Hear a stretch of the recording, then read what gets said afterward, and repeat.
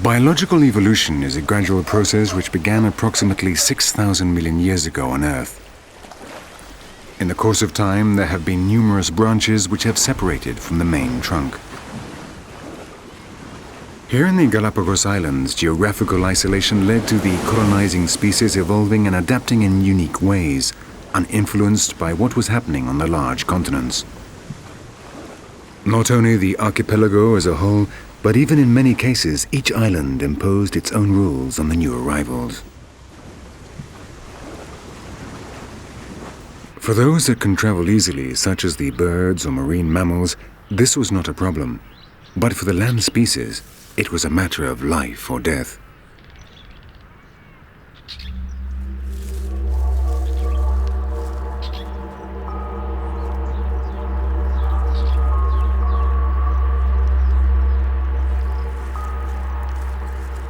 "5 million years ago, these islands arose from the sea and so have never had any contact whatsoever with the continent of America, which lies some 1,000 kilometers away. The recently created volcanic soil received the first seeds, and at some point the ancestors of this iguana must have arrived on board a drifting log. Here they did not find much food. But on the other hand, nor were there the legions of predators of the continent. So despite everything, they managed to survive.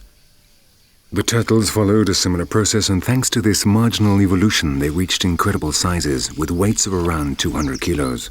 Moreover, they developed into 14 different subspecies, some of them with notable morphological differences.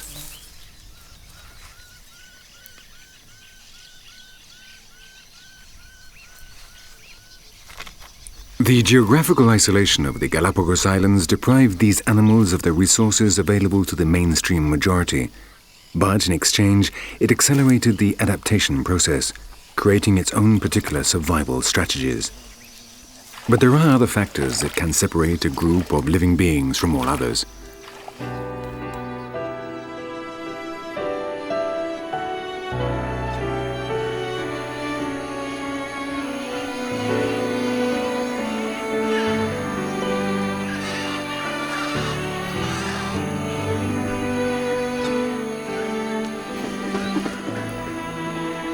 Here on the plains of Venezuela, a series of climatological phenomena come together and determine the distribution of life and death in the course of the year.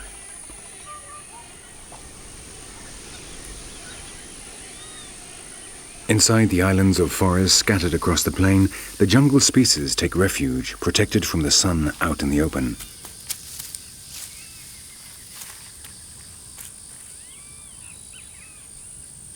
But these are limited spaces. The majority of the territory consists of an endless plain covering 300,000 square kilometers.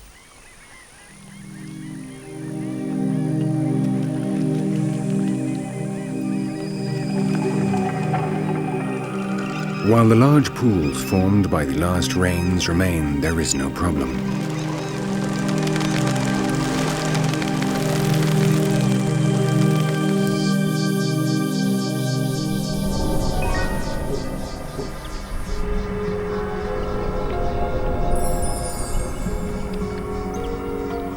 But little by little, the sun dries up all the water on the plain.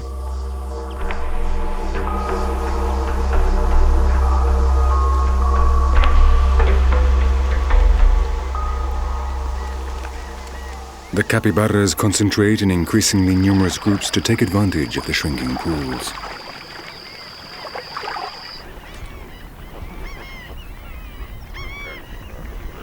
As occurred in the Galapagos Islands, those who can leave, such as the birds, permit themselves the luxury of staying until the very end to take advantage of the increasing abundance of fish and dead bodies. The others await the annual nightmare of the drought.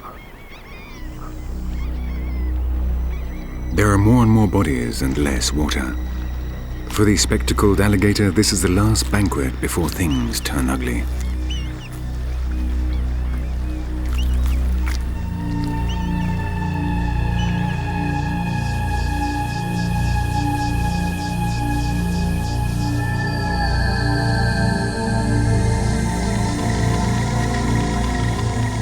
In just a few weeks, the piranhas will wish they had been eaten by the alligators rather than dying literally baked by the sun.